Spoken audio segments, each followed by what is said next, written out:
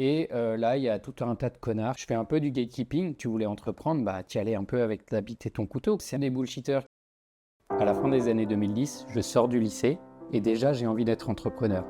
Et pour moi, être entrepreneur à cette époque-là, ça voulait dire développer une expertise, trouver un produit, vendre un service, trouver un service à vendre à des gens qui avaient un besoin, aller vendre ce service, recruter des gens, les former, grandir petit à petit, etc. Et j'avais vraiment cette idée que, en faisant ça pendant un petit moment, en me développant petit à petit, peut-être qu'au bout de 10 ans, je serai à la tête d'une petite PME. Et c'est comme ça que je voyais mon avenir, c'est ce que j'avais envie de faire. Et pour moi, fin des années 2000, l'entrepreneuriat, c'était ça en fait. Et début 2010, moi je suis en train de faire mes études et je vois pour la première fois, j'entends parler de start-up.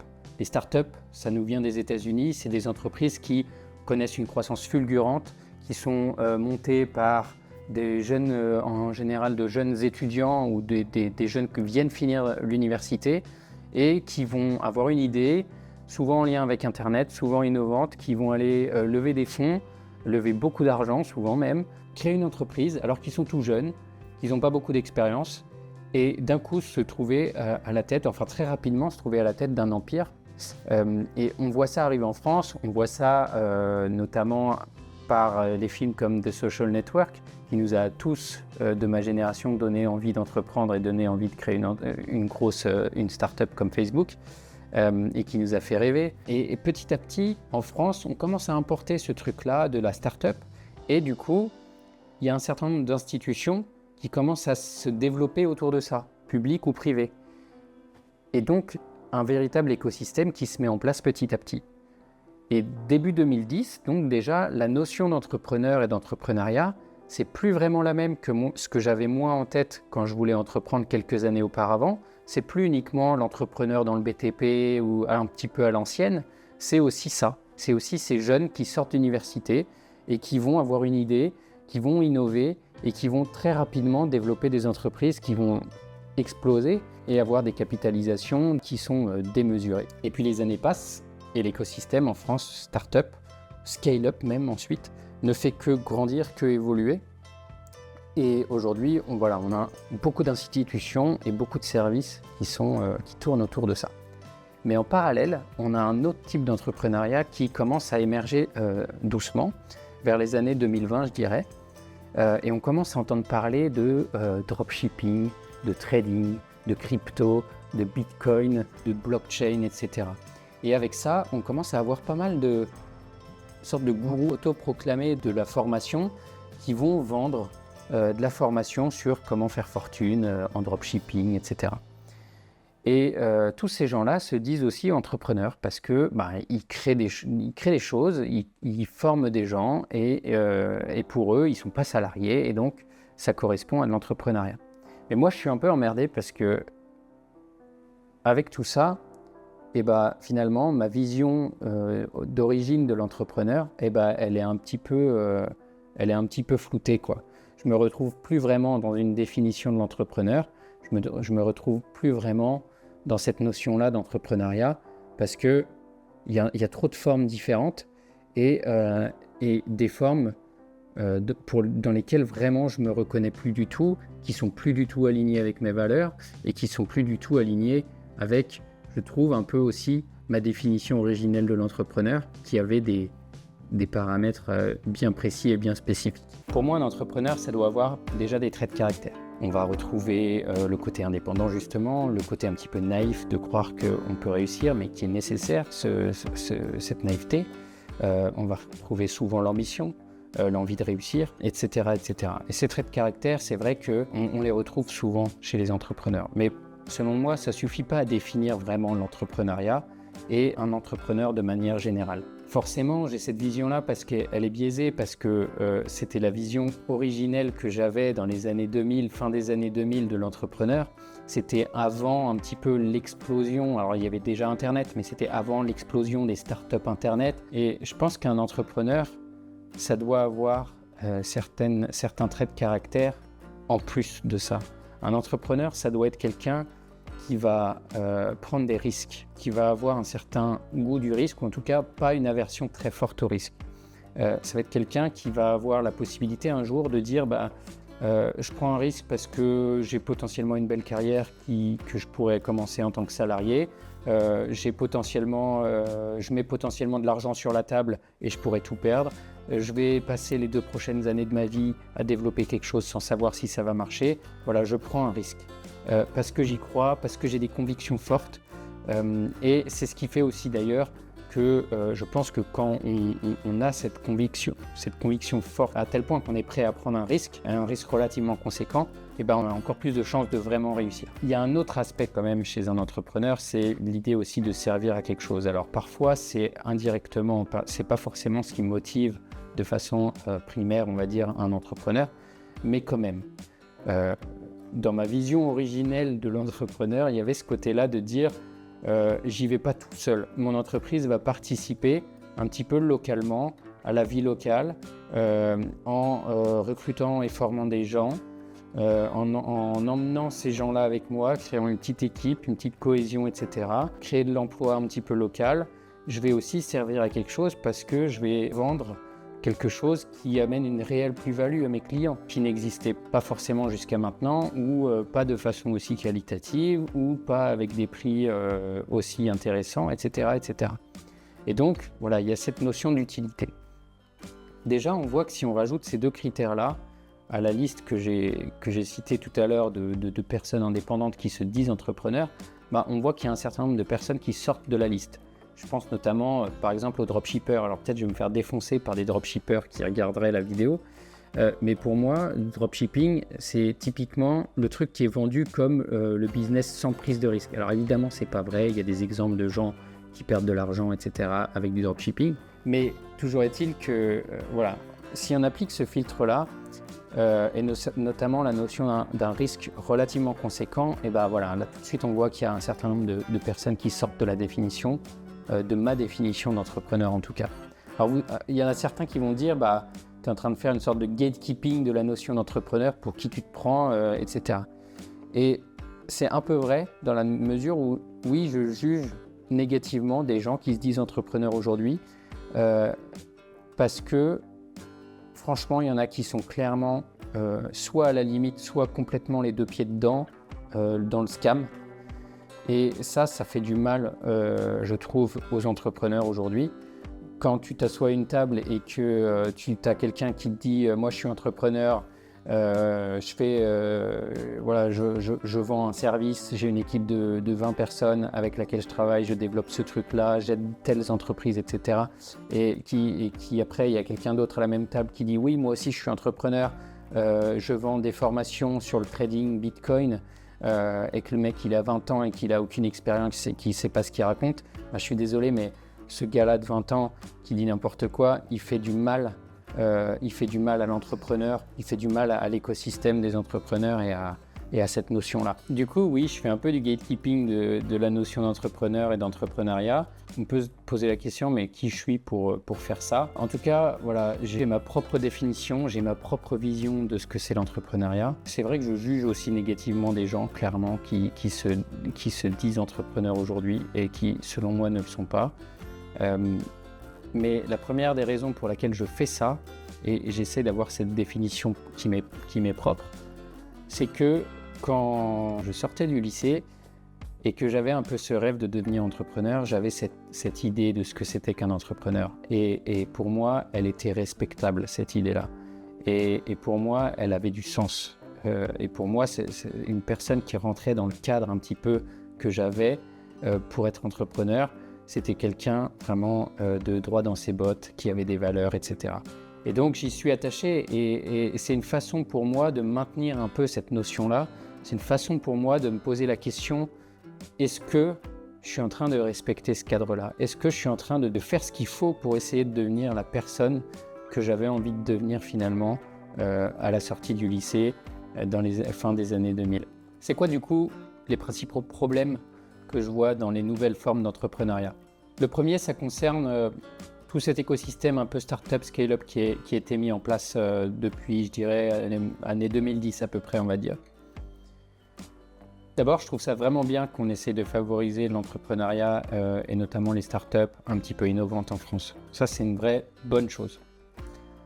problème, c'est que je pense que si on en fait trop, on met en quelque sorte des petites roulettes aux entrepreneurs et finalement, on prend des gens qui ne sont pas forcément faits pour être entrepreneurs et on les propulse là-dedans en leur disant « mais si, vas-y, tu vas pouvoir y aller, on va t'aider ». Le problème que j'ai avec ça, c'est que l'entrepreneur, par définition pour moi en tout cas, encore une fois, il a peut-être besoin d'aide, mais il n'en veut pas de l'aide. Il veut y aller tout seul. Oui, il va perdre un peu de temps. Oui, il ne va pas faire les choses de façon optimisée. Mais il est comme ça, il va de l'avant, il y va, il fonce. Ou il fonce pas, il réfléchit, mais en tout cas, il y va seul, à sa façon. Il fait les choses à sa façon. Aujourd'hui, quand tu veux monter une start-up en France, l'État te subventionne déjà en te filant du chômage dans certaines conditions de façon très généreuse. Tu vas avoir un incubateur partout où tu vas. Il y a des incubateurs maintenant dans toutes les écoles, partout dans toutes les villes qui vont te donner des services clés en main pour entreprendre. Si tu veux créer une boîte aujourd'hui à la création, vraiment administrative, tu as des entreprises qui vendent des kits de création d'entreprise, des starter packs dans tous les sens, etc. Et les financements, c'est pareil. Les financements aujourd'hui, c'est devenu un petit peu standardisé. Il y a vraiment des voies à suivre et des gens à connaître et des choses à faire pour se faire financer. Tout est un petit peu fléché. Et justement, du coup, pour moi, on sort un peu du côté entrepreneur qui voit la voie un peu toute tracée, mais qui décide non, je veux faire ma propre voie, faire les choses à ma manière, etc. C'est pas la faute des entrepreneurs en soi, parce que les entrepreneurs, certains probablement demandent que ça, que la voie ne soit pas tracée et pouvoir faire les choses eux-mêmes. Mais l'écosystème fait qu'aujourd'hui, tout est centralisé et on ne peut plus finalement faire autrement. On ne peut plus faire les choses à l'arrache, on ne peut plus, voilà. Alors, encore une fois, c'est une bonne chose, les entrepreneurs il y a des entrepreneurs qui font des choses bien et qui vont beaucoup plus vite grâce à ça. Et des entreprises qui ne meurent pas aussi peut-être grâce à ça et qui méritent de continuer d'exister. Mais il y a aussi des entreprises qui ne méritent pas de continuer d'exister et qui ne meurent pas ou qui voient carrément le jour alors qu'elles ne devraient pas. Avec des concepts un peu à la mort moelle-neu, avec aucune viabilité financière, etc. Et des gens qui vont se prendre, je ne sais plus, peut-être 1 ou 2 ans de chômage parfois, parce qu'ils montent leur entreprise. Et donc, finalement, l'État va faire du capital risque avec l'argent des Français pour subventionner des entrepreneurs qui, selon moi, ne devraient pas être subventionnés. Alors, évidemment, on ne fait pas d'omelette sans casser des œufs. On ne peut pas financer des projets qui vont cartonner sans financer un petit peu des projets qui vont moins marcher, c'est vrai. Mais de manière générale, on peut quand même regretter un peu ce côté-là de dire, finalement, entreprendre maintenant, là où avant 2010, dans les années 2000 et avant ça, tu voulais entreprendre, tu y allais un peu avec ta bite et ton couteau, quoi. Tu devais aller voir les institutions locales vers chez toi. Il n'y avait pas forcément beaucoup de choses sur Internet qui t'expliquaient comment faire. Il n'y avait pas beaucoup de démarches en ligne non plus. Tu devais te démerder en fait. Les écoles ne te disaient pas comment faire. Il n'y avait pas de cours sur l'entrepreneuriat. Enfin voilà, c'était... Et donc finalement, je pense que en mettant ces petites roulettes, oui, on va aider certains business à éclore. Mais il y en a qui ne devraient pas éclore et finalement on va aussi peut-être, si ça dure trop longtemps, pas développer la capacité de résilience des entrepreneurs et l'envie d'aller justement faire feu de tout bois, chercher, vendre, etc. Et on voit ça souvent, des gens qui développent pendant 1 an ou 2 un produit et finalement qui ne le confrontent pas au marché et quand ils doivent le faire, ça ne marche pas, il n'y a plus de cash et ça se termine comme ça. Donc ça, je trouve que c'est un peu regrettable. En plus, si tu veux monter une boîte aujourd'hui qui est un peu dans les critères start-up, partir de zéro, un petit peu innovant, machin, mais pas non plus le truc de ouf, quoi. C'est pas envoyer des fusées sur la Lune, c'est juste une plateforme internet, voilà. Et que tu as le malheur de ne pas être justement méga innovant, ou en tout cas de ne pas bullshiter dans ton pitch pour dire que tu es méga innovant ou écolo, c'est les 2 trucs aujourd'hui.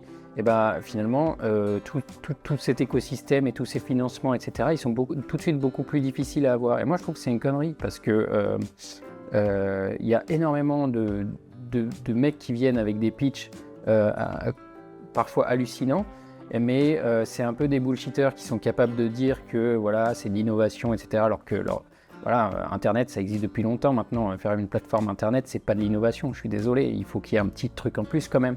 Ou alors que ça a un côté écolo de façon indirecte parce que ceci, cela. Voilà, c'est un peu con. Moi, je pourrais dire que Smileit, c'est innovant et écolo parce que j'ai beaucoup de livreurs qui sont en vélo ou vélo électrique, et c'est innovant parce qu'on a une application mobile. Mais en 2026, dire ça, c'est scandaleux, c'est pas vrai, quoi. Mais le problème, c'est que les décideurs et les gens qui font ces cadres-là et qui prennent les décisions de financer ou pas, c'est un peu parfois des vieux de la vieille qui se font quand même très largement bullshiter, je trouve, et qui en plus ont des critères, ont des créneaux à remplir, et donc ils prennent ce qu'on leur donne, quoi.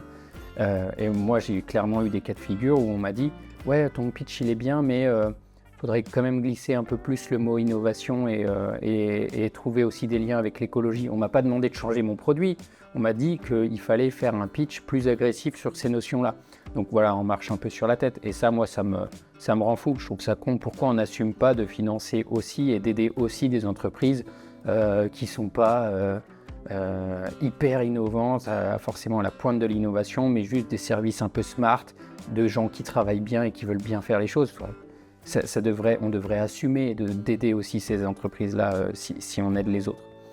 Voilà, mais bon, c'est pas plus mal parce que, encore une fois, c'est difficile pour moi d'obtenir des financements ou de faire partie d'un écosystème qui te facilite les choses, et ben, je trouve que c'est mieux pour l'entrepreneur qui est en moi parce que ça me challenge plus, et je pense qu'un entrepreneur, ça doit être challengé. Le problème que j'ai aussi avec ces nouvelles formes d'entrepreneuriat, ça transpire dans tout ce que j'ai dit avant, mais c'est ce fameux truc du solopreneur. Le mirage du solopreneur qui nous est vendu à toutes les sauces en ligne. Donc si aujourd'hui tu veux entreprendre mais tu sais pas trop dans quoi, tu es jeune et tu n'as pas forcément de formation, tu n'as pas forcément d'expertise, qu'est-ce que tu fais? Tu veux gagner de l'argent, tu vas en ligne, et là il y a tout un tas de connards qui vont te vendre des formations à la con sur comment trader le Bitcoin, comment trader je ne sais quoi, avant c'était les NFT, comment faire du dropshipping, et si vraiment tu sais pas quoi faire, bah tu fais des formations sur comment faire une formation, et j'exagère pas puisque ça existe, il y a des gens qui le font. Donc, et le problème avec ça, c'est que là vraiment on est dans le niveau zéro de l'entrepreneuriat. On a un niveau d'utilité qui est quasiment nul parce qu'en fait on resserre des choses qui existent déjà mais un petit peu différemment. Voilà, c'est vraiment tout faire pour essayer de tirer son petit billet, de vendre à des gens, solliciter un petit peu une communauté, etc. et de leur vendre un truc sans se poser la question vraiment est-ce que c'est utile. Et parfois aussi, et surtout maintenant à l'heure de ChatGPT et compagnie, faire une formation même sur un sujet précis et pointu, ça devient possible pour des gens qui n'ont pas forcément l'expertise. Mais c'est un petit peu, là je veux faire un parallèle avec le professeur à l'école. Il peut être très bon techniquement, il peut avoir capacité de faire une très bonne formation et avoir des bonnes bases sur le sujet, mais c'est pas tout. Il faut aussi que ce soit quelqu'un qui soit pédagogue.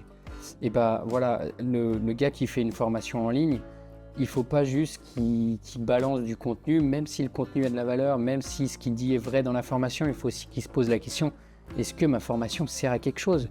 Si Jean-Claude à côté, il a fait exactement la même, mais que moi j'ai une audience aussi, donc je vais la vendre à mon audience, etc., bah je sers à rien. Autant dire, allez voir le truc de Jean-Claude. Il faut amener quelque chose en plus. Il faut se poser cette question-là. Et souvent aussi dans la formation, ce que je trouve, c'est que la question de l'utilité, elle est aussi du côté de j'amène du contenu supplémentaire, je participe à ce truc de bombarder les gens de contenu. Ok, soit, mais il faut que mon contenu il soit actionnable. Il faut que j'aide mon audience à l'actionner, cette formation. Parce que juste leur vendre un truc sans les aider à l'actionner, bah, ça leur rend pas service. Et aujourd'hui, on consomme, on apprend plein de choses sur Internet, mais on passe jamais à l'action. Et d'où le switch que je veux faire sur le côté coach. Le coaching, il a hyper mauvaise réputation aussi. Et pourtant, et là moi je veux prendre un peu le contre-pied, je trouve que le coaching, au contraire, il a de la valeur parce que contrairement à une formation, il aide justement les gens par un suivi à évoluer et à évoluer parfois dans le bon sens. Il faut que ce soit des coachs qui soient certifiés, qui soient pas des bullshitters, mais voilà, je trouve qu'aujourd'hui en 2026, ça a presque plus de valeur à l'heure où on peut trouver n'importe quoi pour progresser en ligne sur n'importe quel sujet. Ça a plus de valeur quelqu'un qui va être là et qui va t'aider à t'orienter justement pour que tu puisses progresser un petit peu plus de ce côté-là, etc. Et semaine après semaine, te suivre. Je dis ça, j'ai jamais fait de coaching personnellement, mais c'est l'image que j'en ai. Et des coachs sérieux, pour moi, ils ont leur place un peu dans cet écosystème de l'entrepreneuriat moderne, parce qu'ils aident justement à un moment où ça devient difficile d'avancer parce qu'on est bombardé de partout. Eux, ils peuvent apporter des réponses et des solutions. Aujourd'hui, l'entrepreneuriat, il a changé. C'est vrai. Est-ce qu'il a changé pour le mieux ? Moi, je pense qu'il y a du mieux qui est arrivé avec l'avènement un peu de la Startup Nation, tout l'environnement, l'écosystème qui s'est construit autour de ça. Je trouve que ça a fait du bien à la France. Je trouve que ça a fait naître de beaux projets. Pour autant, est-ce qu'il faut tout accepter, ne rien remettre en question et ne pas avoir de regard critique ? Non, il faut avoir un regard critique, ne serait-ce que pour la dépense publique, qui est parfois de l'argent public qui est injecté dans des projets qui ne devraient pas l'être. Mais aussi parce que parfois, si on en fait trop pour les entrepreneurs, si on leur mâche le travail, si on leur vend trop de services sur mesure pour faire les choses à leur place, on leur rend pas service psychologiquement, on les assiste trop, on leur met les petites roulettes comme je disais, et je pense que c'est une erreur. Et alors tout le monde ne pensera pas comme moi évidemment, et évidemment globalement je pense qu'on est quand même gagnant du fait qu'il y a un certain nombre de choses qui soient faites pour l'écosystème des entreprises en France.